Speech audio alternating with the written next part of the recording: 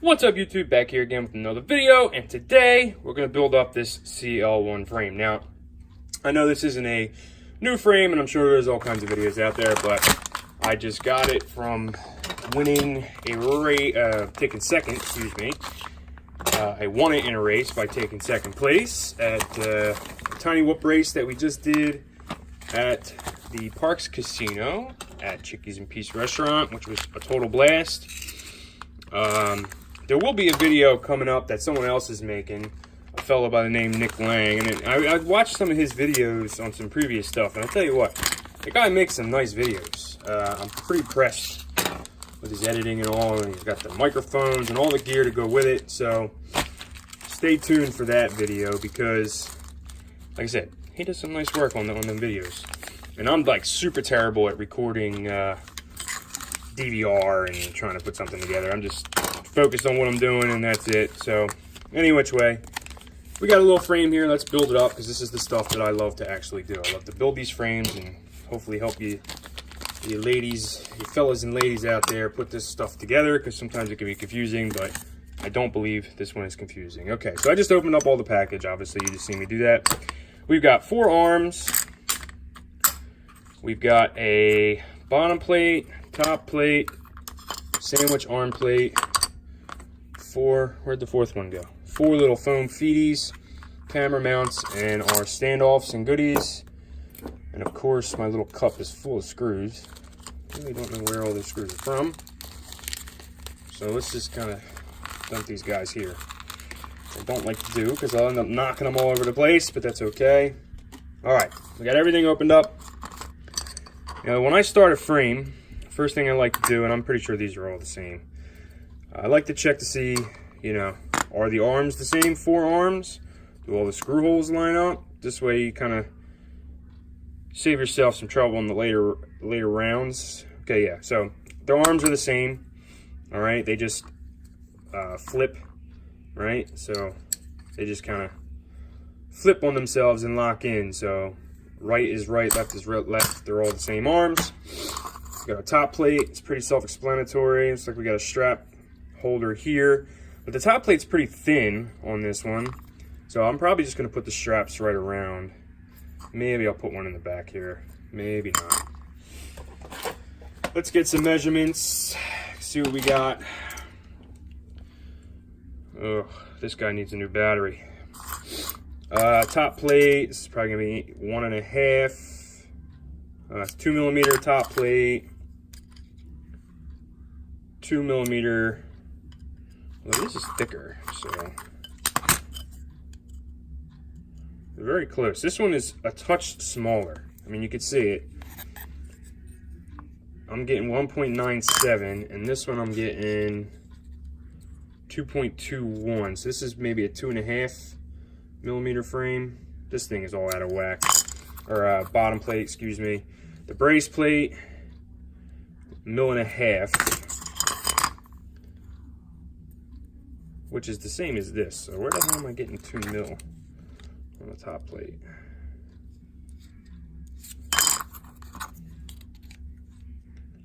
Well, 2 mil, 2 mil, 1.5 mil, and we should have 4 mil, 5 mil arms. So those babies aren't gonna go, they're gonna be nice and sturdy. I mean, them suckers, they ain't messing around.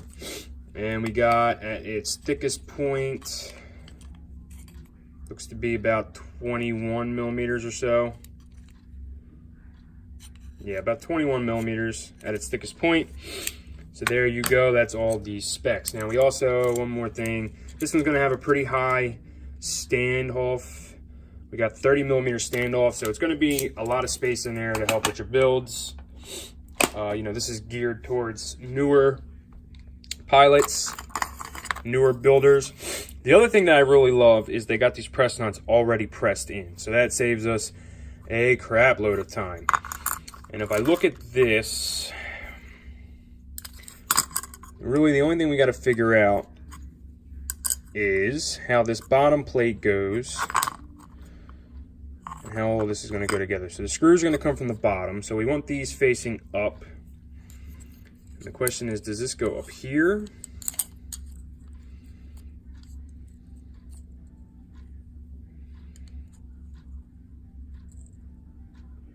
or does it go below?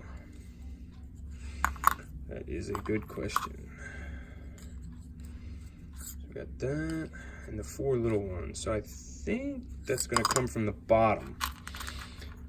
Let's see what we got for screws. Looks like we got 2 sizes.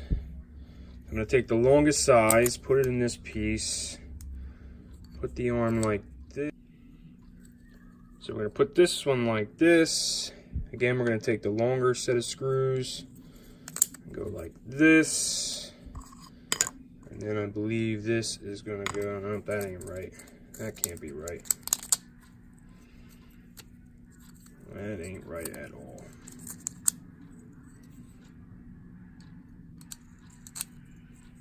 Alright, so it's gonna go like that. That makes more sense. And that should go there.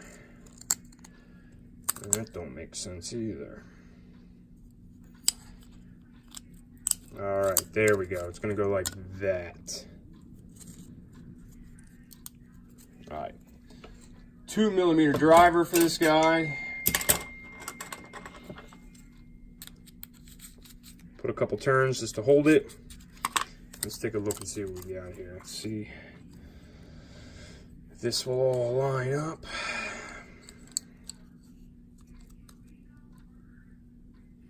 So it's going to go like that. And then these big holes should be where your stack's going to go. Again, you want to use the longest screws that are in the package.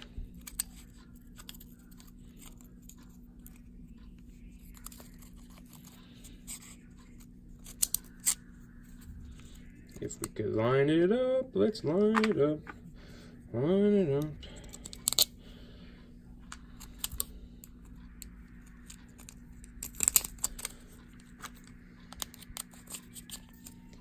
And a couple little turns just to catch the threads. So there you go. All right, I'm gonna put the other 2 arms in and we will come right back.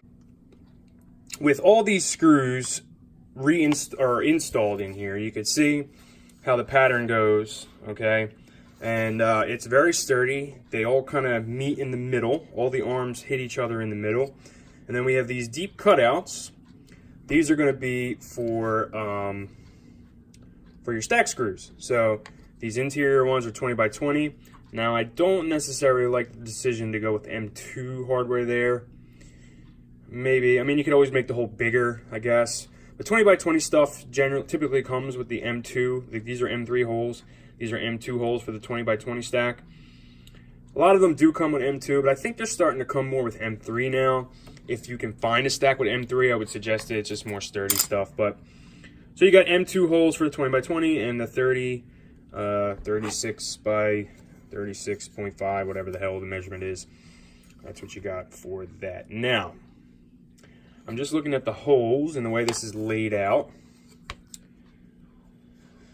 See 4 holes here and 2 holes here. My guess is that this is going to be for some extra zip ties for stuff in the back, and there's an extra 20 by 20 layout here in the back for a VTX or a flight controller or whatever you want to do. So you can see we got, that's kind of cool there. I wonder, yeah, so 20 by 20 stack there, 20 by 20 and 30, whatever, 30 and a half by 30 and a half. And then we've got our standoff holes. So our standoffs are simply just going to be the remaining screws. And they're just going to thread in. Okay, so we got our standoffs in now. And you can kind of see where these are going to go. Now I believe this is going to be the front and it's going to be the back. So you got a couple extra holes to, you know, attach an antenna to. Now I do have the 3D printed parts coming from Brain 3D. I'll try to remember to link that in the description. They sell full you know, set up for this guy, different parts and pieces. And then we have these camera mounts, and they're just going to slide over these. And I'm not the biggest fan of these, but for simplicity's sake, I get it. So they just slide on in like that, and they're going to hold your camera. Let's see what we got. I got a mini size camera here. It does have the mount on it. So I tell you one thing, I bet you'll be able to, let's see if we can fit a mini. This is a Rotor Riot,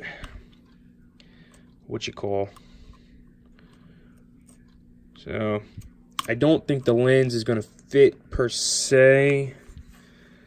I imagine you can maybe make this fit, but the lens kind of gets stuck in here. It does kind of fit if you want it to stick out, but I'm going to assume that this is going to be more for a micro cam. So yeah, you can get it kind of set back a little bit. I don't know if I like that too much. It feels like it's kind of really set back kind of far. You're going to have all that crap right in your view. I just don't like how far back that is. You're going to get all that video, all that camera, or all that stuff in screen, I think, unless you keep it up real high. Tell you what, let me attach this camera and let's see what we can do. With the camera installed here, kind of trying to get an idea. So we have to push this down a little more. Alright. We do have a little cutout, so if you do something like that, I imagine you're not going to get too much top plate in view. But I can say I'm not the biggest fan. We'll just put a couple screws in here just to hold it in place. And yeah, there we go. So yeah, it's definitely fit for a micro frame or a micro camera. These guys really do grip on there.